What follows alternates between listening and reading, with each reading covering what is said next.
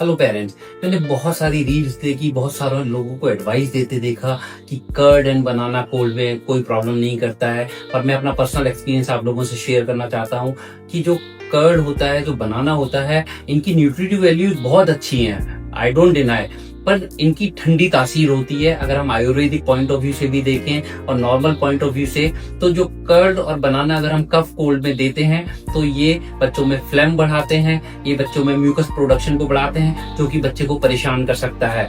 और ये मैंने अपने पर्सनल एक्सपीरियंस, अपनी पर्सनल प्रैक्टिस में भी फील किया है। तो I request everyone, don't only go with reels. आप अगर आपके बच्चे को खांसी और जुकाम है तो प्लीज उस टाइम पे specifically curd and banana avoid करना चाहिए, ताकि आपके बच्चे का कफ और वर्सन ना हो। Thank you so much.